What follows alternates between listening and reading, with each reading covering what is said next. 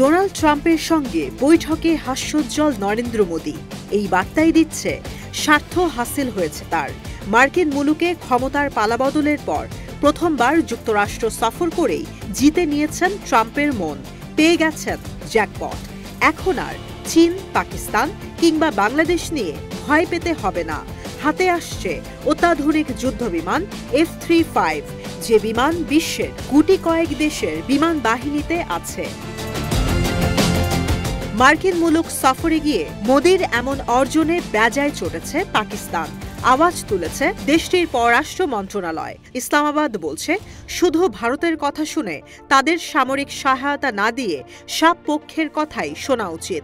হঠাৎ করে কোনো ঝুঁকি কিংবা হুমকি ছাড়া নয়াদিল্লিকে এই স্টেলথ বিমান দেওয়ার মানে দক্ষিণ এশিয়ার সামরিক অবস্থা অস্থিতিশীল করে দেয়া। এমন সিদ্ধান্তে আঞ্চলিক শান্তি নষ্ট হতে পারে। পাকিস্তানের দাবি, ভারত যে নিরাপত্তা ইস্যু দেখিয়ে এই যুদ্ধবিমান চাইছে তা একপাক্ষিক। বাস্তবতার সঙ্গে এর কোনো মিল নেই। দক্ষিণ এশিয়ায় শান্তি বজায় রাখতে কখনোই সহযোগিতা করেনি ভারত। আন্তর্জাতিক সম্প্রদায়কে দক্ষিণ এশিয়ায় শান্তি আর নিরাপত্তা বজায় রাখতে সহযোগিতা করতে আহ্বানও জানায় পাকিস্তান। এদিকে ডোনাল্ড ট্রাম্পের মোদিকে এমন উপহারের আশ্বাস দেয়ায় তেলে বেগুনে জ্বলে উঠেছে চীনও। দেশটির পররাষ্ট্র মন্ত্রণালয় জানিয়েছে, ইন্দো প্রশান্ত মহাসাগরীয় অঞ্চল শান্তি আর উন্নয়নের অনন্য উদাহরণ। ভূ রাজনীতির যুদ্ধক্ষেত্র নয় দক্ষিণ এশিয়া। এই অঞ্চলে ভূ রাজনীতিতে বিশেষ কোনো গোষ্ঠীকে খেলার সুযোগ দিলে তাতে নিরাপত্তা আসবে না। বহির্বিশ্বের হস্তক্ষেপে দলবাজি করলে সংঘর্ষ বাঁধবে, যা এই অঞ্চলের কোনো দেশের জন্যই ভালো হবে না। বেইজিং জানায়, দুই দেশের কূটনৈতিক সম্পর্কে কখনোই তৃতীয় দেশের ওপর প্রভাব পড়া উচিত নয়। তৃতীয় কোনো পক্ষকে আঞ্চলিক শান্তি নষ্ট করতে দেয়া যাবে না। ডোনাল্ড ট্রাম্প ক্ষমতায় আসার পর প্রথম যুক্তরাষ্ট্র সফরে শুধু যুদ্ধবিমান নয়, আবদারের ঝুলি নিয়ে গিয়েছিলেন নরেন্দ্র মোদি। দুই দেশ উদ্যোগ নিয়েছে প্রতিরক্ষা খাতে সমঝোতার। আসছে autonomous systems industry alliance Asia.